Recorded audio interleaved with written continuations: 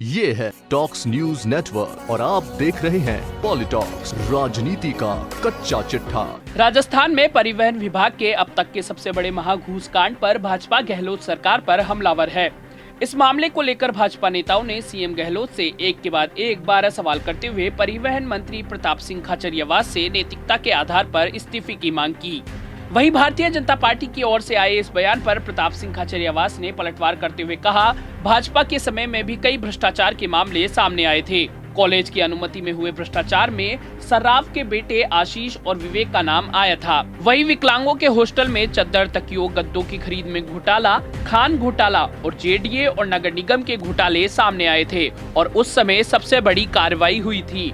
भाजपा नेता मुझे बदनाम करने की कोशिश कर रहे हैं। भाजपा नेता झूठ, फरेब और धोखे की राजनीति कर रहे हैं। भाजपा की षड्यंत्रकारी ओछी राजनीति का मुंह तोड़ जवाब दिया जाएगा। जो भाजपा अपने नेता भैरव सिंह शेखावत की सगी नहीं हुई, वो जनता की क्या होगी। परिवहन विभाग के महाघूस कांड को लेकर शुक्रवार को प्रदेश भाजपा मुख्यालय पर एक प्रेस वार्ता आयोजित की गई, जहां जयपुर के सभी पूर्व व मौजूदा भाजपा विधायक पत्रकारों से रूबरू हुए। इस दौरान मालवीय नगर विधायक कालीचरण सराफ ने इस मामले पर कहा कि परिवहन विभाग में योजनाबद्ध तरीके से भ्रष्टाचार चल रहा है। एसीबी ने 6 महीने जानकारी लेकर इस मामले को उजागर किया है, लेकिन इस मामले में मुख्यमंत्री गहलोत द्वारा कोई कार्रवाई नहीं की जा रही, जो कि भ्रष्टाचार पर जीरो टॉलरेंस की बात करते हैं। कालीचरण सराफ ने कहा कि इस मामले पर हम सीएम गहलोत से पूछना चाहते हैं कि जसवंत यादव नाम का व्यक्ति जो इस भ्रष्टाचार का मुख्य सरगना है, उसके परिवहन मंत्री जी से क्या संबंध है कि 8 फरवरी को जसवंत यादव की बेटी की जो शादी हुई, उसमें परिवहन मंत्री जी अलवर पधारे थे कि नहीं पधारे थे, कि दलाल जसवंत यादव की गोल्ड लाइन ट्रांसपोर्ट कंपनी, जिसकी 40 बसें बिना परमिट के जो चल रही है, वो किसकी सह पे चल रही है। जयपुर जैसे प्रमुख केंद्र पर एक इंस्पेक्टर श्री महेश शर्मा को डीटीओ का चार्ज किसके कहने पर दिया गया। हर महीने की बंदी देने वाले ट्रांसपोर्टर्स को एक विशेष चिन्ह दिया जाता था। जिस बस ट्रक पर यह चिन्ह होता था, उस वाहन को रोका नहीं जाता था। क्या किसी दलाल या अधिकारी के कहने पर इस प्रकार की कार्रवाई हो सकती है? किसके निर्देश पर यह सब छूट दी गई, इसकी भी जानकारी हम जनता प्रदेश की लेना चाहती है। दलालों द्वारा एकत्रित करोड़ों की राशि किसके पास पहुंचती थी? अगर दलालों के निर्देश पर मासिक बंदी देने वाले वाहनों की जांच नहीं होती थी, तो क्या विभाग में हमारे दबंग मंत्री कहे जाने वाले खाचरियावास जी की नहीं चलती थी? क्या अधिकारी उस विभाग को चलाते थे? दलाल किसके इशारे पर काम करते थे? उनके संबंध सरकार में किससे थे? और सबसे बड़ी बात यह है कि परिवहन मंत्री जी का ये कहना कि एसीबी की कार्रवाई से रेवेन्यू कलेक्शन प्रभावित होगा।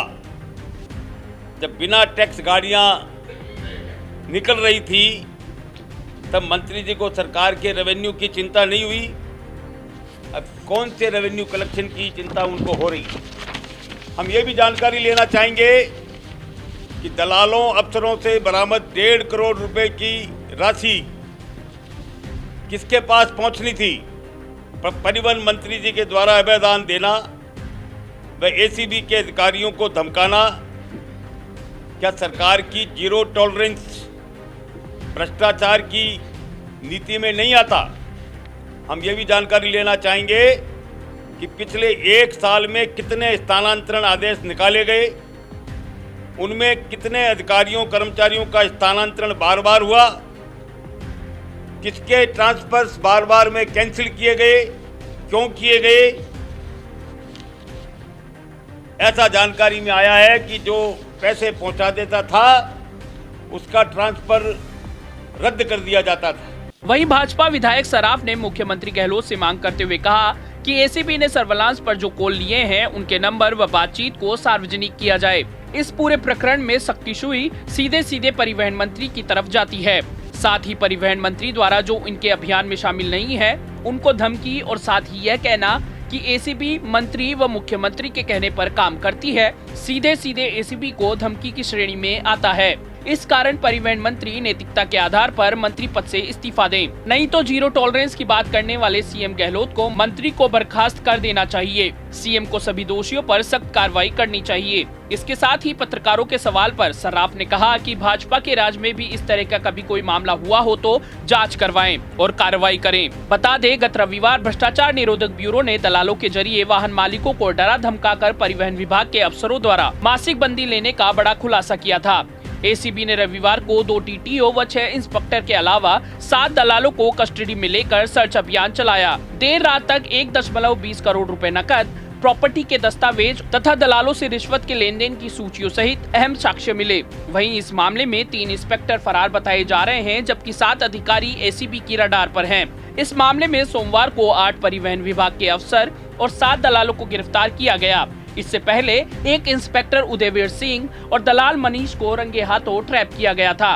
पॉलिटॉक्स ब्यूरो, जयपुर। ये है टॉक्स न्यूज नेटवर्क और आप देख रहे हैं पॉलिटॉक्स, राजनीति का कच्चा चिट्ठा।